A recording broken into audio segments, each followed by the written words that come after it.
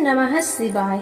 आज हम शिव महापुराण कथासार का उमा संगीता पढ़ने जा रहे हैं। श्री कृष्ण की तपस्या तथा शिव पार्वती से वरदान की प्राप्ति। ऋषिगण बोले, हे सूत जी, आपको नमस्कार है। आपने हमें कोटि रुद्र नामक संगीता सुनाई। अब आप उमा संगीता में विद्यमान विविध आख्यानों से युक्त पार्वती सहित परमात्मा शिव के चरित्र का वर्णन कीजिए। सूत जी ने कहा, है सैनकादि महर्षियों, भगवान शंकर का चरित्र परम दिव्य है।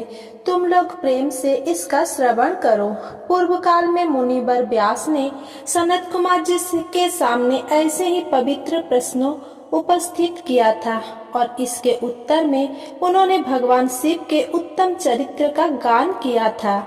उस समय पुत्र की प्राप्ति के निमित्त श्री कृष्ण के हिमवान पर्वत पर जाकर महर्षि उपमन्यु से मिलने की कथा तथा महर्षि उपमन्यु के द्वारा भगवान शंकर की अतुलित महिमा का वर्णन सुनकर वासुदेव बोले, हे मुनि श्रेष्ठ, वे भगवान सदाशिव मुझे भी जिस प्रकार दर्शन दे तथा मुझ पर कृपा करे, आप मुझे ऐसा उपाय बताएं। उपमन्यु बोले, हे पुरुषोत्तम, आप थोड़े ही समय में महादेव का दर्शन उन्हीं की कृपा से प्राप्त करेंगे, इसमें संदेह नहीं है। आप 16वें महीने में पार्वती सहित सदाशिव से उत्तम वरदान प्राप्त करेंगे। हे अच्युत, मैं आपको जपनीय मंत्र बताता हूँ। ओम नमः शिवाय। इस दिव्य मंत्र का जप संपूर्ण कामनाओं को प्रदान करने वाला है। सनत कुमार बोले, इस प्रकार महादेव संबंधी कथाओं को कहते हुए उन उपमन्यु के 8 दिन एक मुहूर्त के समान बीत गए। इसके अनंतर 9वां दिन आने पर मुनि उपमन्यु ने श्री कृष्ण को दीक्षा प्रदान की और शिव अथर्व शीर्ष का महामंत्र उन्हें बताया। वे शीघ्र ही एकाग्रचित होकर ऊपर भुजा उठाए, पैर के एक अंगूठे पर खड़े होकर तप करने लगे। इसके बाद 16वां महीना आने पर प्रसन्न होकर पार्वती सहित परमेश्वर शंभु ने कृष्ण को दर्शन दिया। श्री कृष्ण ने हाथ जोड़कर शंकर जी को प्रणाम करते हुए शास्त्र विधि से उनकी पूजा की और सिर झुकाकर अनेक विधि स्तोत्र से तथा सहस्र नाम से देवेश्वर की स्तुति की। सनत कुमार जी कहते हैं, श्री कृष्ण का वचन सुनकर भगवान शिव उनसे बोले, वासुदेव, तुमने जो कुछ मनोरथ किया है वह सब पूर्ण होगा। तुम्हें सांब नाम से प्रसिद्ध महान पराक्रमी तथा बलवान पुत्र प्राप्त होगा। एक समय मुनियों ने भयानक सबरतक यानी कि प्रलयंकर सूर्य को शाप दिया था, तुम मनुष्य योनि में उत्पन्न होगे, अतः वे सर्वतक सूर्य ही तुम्हारे पुत्र होंगे।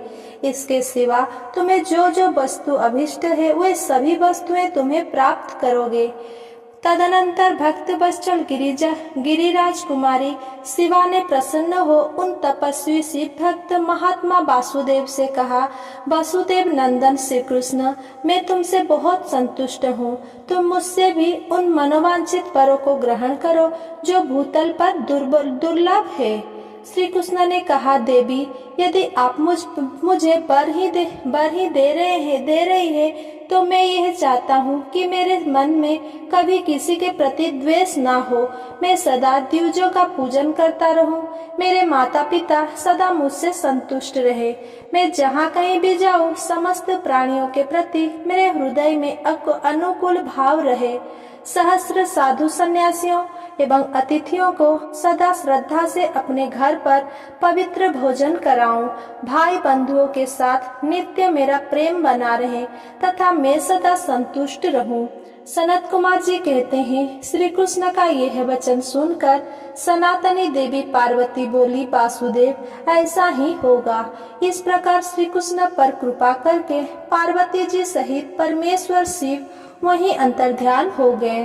तदनंतर श्री कृष्ण ने मुनिवर उपमन्यु को प्रणाम करके उन्हें वर प्राप्ति का सारा समाचार बताया और वे मन ही मन शंभु का स्मरण करते हुए द्वारिकापुरी को चले गए। नरक में गिराने वाले पापों का संक्षिप्त परिचय। सनत कुमार जी कहते हैं, व्यास जी, जो पाप परायण जीव महानरक के अधिकारी है, उनका संक्षेप में परिचय दिया जाता है। इसे सावधान होकर सुनो। पर स्त्री को प्राप्त करने का संकल्प, पराये धन का उपहरण करने की इच्छा, चित्त के द्वारा अनिष्ट चिंतन तथा ना करने योग्य कर्म में प्रवृत्त होने का दुराग्रह, ये 4 प्रकार के मानसिक पाप कर्म है। असंगत प्रलाप, 20 सिरे पैरे की बाती, असत्य भाषण, अप्रिय बोलना, पीठ पीछे चुगली करना, ये 4 वाचिक यानी कि वाणी द्वारा होने वाली पाप कर्म है। अभक्ष्य भक्षण, ना खाने योग्य वस्तु को खाना, प्राणियों की हिंसा, व्यर्थ के कार्य में लगना, दूसरों से धन को हड़प लेना, ये 4 प्रकार के शारीरिक पाप कर्म है। इस प्रकार ये 12 कर्म बताए गए हैं जो मन, वाणी और शरीर इन साधनों से संपन्न होते हैं, जो संसार सागर से पार उतारने वाले महादेव जी से द्वेष करने वाले हैं, जो पिता, ताऊ आदि गुरुजनों की निंदा करते हैं, वे सब नरक समुद्र में गिरने वाले हैं। ब्रह्म हत्यारा, मदिरा पीने वाला, स्वर्ण चुराने वाला, गुरु पत्नीगामी, इन 4 से संपर्क रखने वाला 5वीं श्रेणी का प्राणी, ये सब के सब महापातकी कहे गए हैं। जो देवताओं, ब्राह्मणों तथा गौओं के उपयोग के लिए दी गई भूमि को हर लेता है तथा अन्याय से धन कमाता है, उसे ब्रह्म हत्यारे के समान ही पातकी जानना चाहिए।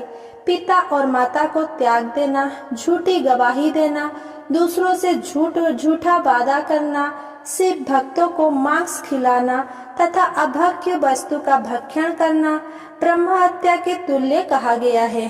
पैतृक संपत्ति के बंटवारे में उलट फिर करना, अत्यंत अभिमान एवं अत्यधिक क्रोध करना, पाखंड फैलाना, कृतज्ञता करना, विषयों में अत्यंत आसक्त होना, कंजूसी करना, सत्पुरुषों से द्वेष रखना, परस्त्री समागम करना, असत शास्त्रों का अध्ययन करना, पापों में लगाना तथा झूठ बोलना, इस तरह के पाप कर्मों में लिप्त स्त्री पुरुषों को उपपातकी कहा गया है। पापियों और पुण्यात्माओं की यमलोक यात्रा। सनत कुमार जी कहते हैं, व्यास जी, 4 प्रकार के पापों के कारण विवश होकर समस्त शरीरधारी मनुष्य भय को उत्पन्न करने वाले घोर यमलोक को जाते हैं। ऐसा कोई भी प्राणी नहीं है जो यमलोक में ना जाता हो। किए हुए कर्मों का फल कर्ता को अवश्य भोगना पड़ता है। इसका विचार करो। जीवों में जो शुभ कर्म करने वाला सौम्य चित्त और दयालु है, वे मनुष्य यमलोक में सौम्य मार्ग तथा पूर्व द्वार से जाते हैं, किंतु जो पापी पाप कर्म में निरत एवं दान से रहित है, वे घोर मार्ग द्वारा दक्षिण द्वार से यमलोक की यात्रा करते हैं। मर्त्य लोक से 86,000 योजन की दूरी पर अनेक रूपों वाला यमलोक स्थित है। ये पूर्व पुण्य कर्म वाले मनुष्य को निकटवर्ती सा जान पड़ता है, किंतु घोर मार्ग से जानते पापियों को बहुत दूर स्थित प्रतीत होता है। वहाँ का मार्ग कहीं तो तीखे कांटों से युक्त है, कहीं कंकड़ों से व्याप्त है, कहीं छुरे की धार के समान तीखे पत्थर उस मार्ग में जड़े हुए हैं, कहीं बड़ी धारी कीचड़ फैली हुई है। बड़े छोटे पाठकों के अनुसार वहाँ की कठिनाइयों में भी भारी और हल्कापन है।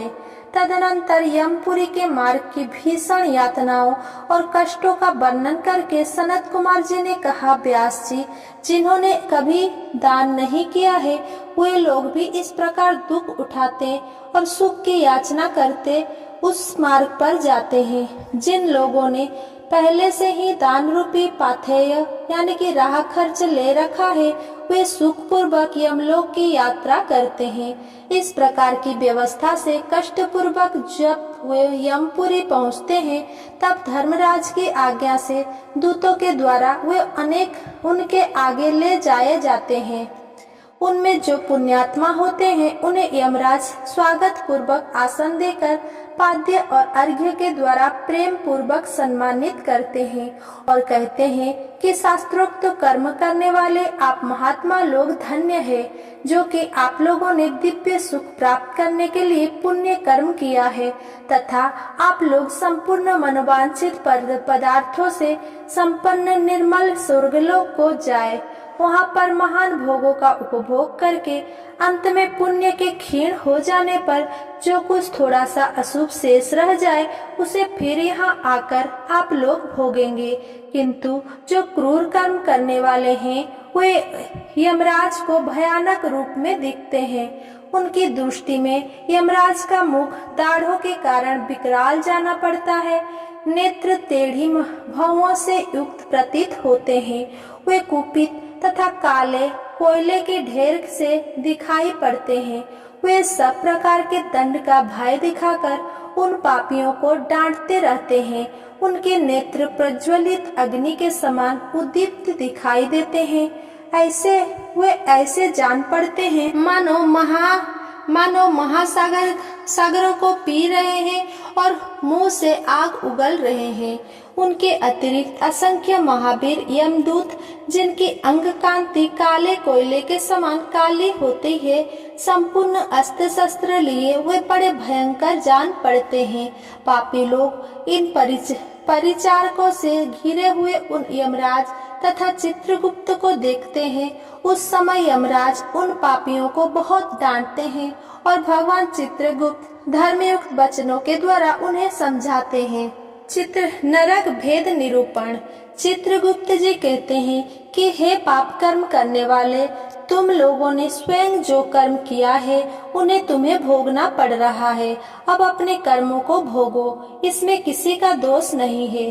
सनत कुमार जी बोले, अपने कुत्सित कर्मों तथा बल पर गर्व करने वाले राजा लोग भी अपने घोर कर्मों के करने के कारण चित्रगुप्त के सामने उपस्थित हुए। तब धर्म के ज्ञाता चित्रगुप्त ने यमराज की आज्ञा से क्रोधयुक्त होकर उन्हें शिक्षा प्रदान करते हुए कहा, हे राजाओं, तुम लोगों ने राज्य भोग के मोह से अन्याय पूर्वक जबरदस्ती जो प्रजाओं को दंडित किया है, अब उसका फल भोगो।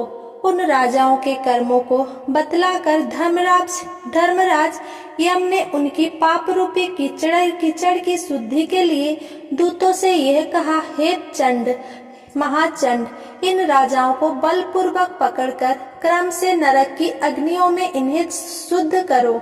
इसके अनंतर सनत कुमार जी ने नरक कोटियों के नाम बताए हैं। उनमें प्रथम रैरक नरक है, जहाँ पहुंचकर देहधारी जीव रोने लगता है। महारैरव की पीड़ा से तो महान पुरुषों भी रो देते हैं। इसके बाद शीत और उष्ण नामक नरक है। इस प्रकार इन नरकों की संख्या 28 है और क्रमशः उनके 5-5 नायक कहे गए हैं। महानरक मंडल 140 नरकों को बताया गया है। सनत कुमार जी कहते हैं, व्यास जी, इन सब भयानक पीड़ादायक नरक में पापी जीवों को अत्यंत भीषण नरक यातना भोगनी पड़ती है। जो धन रहते हुए भी तृष्णा के कारण उसका दान नहीं करते, भोजन के समय पर घर आए हुए अतिथि का अनादर करते हैं, वे पाप का फल पाकर अपवित्र नरक में गिरते हैं। देवता, पितर, मनुष्य, प्रेत, भूत, गृहक, पक्षी, कृमि, कीट, कुत्ते और कौवे, ये सभी गृहस्थ में अपनी जीविका चलाते हैं। अतः इनके निमित्त अन्न का कुछ भाग बलि के रूप में प्रदान करना चाहिए। साहाकार, स्वधाकार, बसटकार तथा हंतकार, ये धर्ममयी धेनु के 4 स्तन है। स्वाहाकार नामक स्तन का पान देवता करते हैं। स्वधा का पितर लोग, बसटकार का दूसरे देवता और भूतेश्वर तथा हंतकार नामक स्तन का सदा मनुष्य गण ही पान करते हैं। जो मानव श्रद्धा पूर्वक इस धर्ममयी धेनु का सदा ठीक ठीक पालन करता है वो अग्निहोत्री हो जाता है। जो स्वस्थ रहते हुए भी उनका त्याग कर देता है वो अंधकार पूर्ण नरक में डूबता है। इसीलिए उन सब को बलि भाग देने के पश्चात द्वार पर खड़ा हो क्षण भर अतिथि की प्रतीक्षा करे। यदि कोई भूख से पीड़ित अतिथि मिल जाए तो उसे अपने भोजन से पहले यथाशक्ति शुभ अन्न का भोजन कराए। जिसके घर से अतिथि निराश होकर लौटता है उसे वो अपना पाप देकर बदले में उसका पुण्य लेकर चला जाता है। यमलोक के मार्ग में सुविधा प्रदान करने वाले विविध दानों का वर्णन। व्यास जी बोले, हे प्रभु, पाप करने वाले मनुष्य बड़े दुख से युक्त होकर यम मार्ग में गमन करते हैं। अब आप उन धर्मों को कहिए जिनके द्वारा वे सुख पूर्वक यम मार्ग में गमन करते हैं। सनत कुमार जी ने कहा, मुने, अपना किया हुआ शुभाशुभ कर्म बिना विचारे विवश होकर भोगना ही पड़ता है। अब मैं उन धर्मों का वर्णन करता हूँ जो सुख देने वाले हैं। इस लोक में जो लोग शुभ कर्म करने वाले शांतचित्त एवं दयालु मनुष्य है वे बड़े सुख के साथ भयानक यम मार्ग में जाते हैं। जो मनुष्य श्रेष्ठ ब्राह्मणों को जूता और खंडाओं का दान करते हैं, जो छाता और शिबिका का दान करते हैं, सैया और आसन का दान करते हैं, वे यमलोक के मार्ग में विश्राम करते हुए सुख पूर्वक जाते हैं। जो उद्यान लगाने वाले, छायादार वृक्ष लगाने वाले तथा मार्ग के किनारे वृक्ष का आरोपण करने वाले हैं वे धूप में भी बिना कष्ट उठाए यमलोक को जाते हैं। जो देवता, अग्नि, गुरु, ब्राह्मणों और माता पिता की पूजा करते हैं वे मनुष्य स्वयं भी पूजित होते हुए यथेष्ट सुख पूर्वक यमपुरी को जाते हैं। दीपदान करने वाले मनुष्य सभी दिशाओं को प्रकाशित करते हुए जाते हैं। गृह दान करने से दाता रोग शोक से रहित हो सुख पूर्वक यात्रा करते हैं। स्वर्ण और रत्न का दान करने से मनुष्य दुर्गम संकटों को पार करता हुआ जाता है। सभी दानों में अन्न दान श्रेष्ठ कहा गया है क्योंकि वह तत्काल प्रसन्न करने वाला, हृदय को प्रिय लगने वाला एवं बल बुद्धि को बढ़ाने वाला है। हे मुनि श्रेष्ठ, अन्न दान से के समान कोई दूसरा दान नहीं है क्योंकि अन्न से ही प्राणी उत्पन्न होते हैं और अन्न के अभाव में मर जाते हैं। अन्न का दान करने वाला प्राणदाता तथा प्राण दान करने वाला सर्वस्व का दाता कहा गया है। अन्न ही साक्षात ब्रह्मा, विष्णु और महेश है। अतः अन्नदान के समान ना कोई दान हुआ है और ना होगा। अन्न, पान, अश्व, गौ, वस्त्र, सरिया, छत्र एवं आसन, ये 8 प्रकार के दान यमलोक के लिए विशेष रूप से श्रेष्ठ कहे गए हैं। इस प्रकार के श्रेष्ठ दान से मनुष्य विमान द्वारा धर्मराज के लोक को जाता है। इसीलिए इनका दान अवश्य करना चाहिए। अगर मेरा ये वीडियो आपको पसंद आया हो तो मेरा वीडियो को लाइक, कमेंट, शेयर करें। मेरा चैनल को सब्सक्राइब करें। धन्यवाद।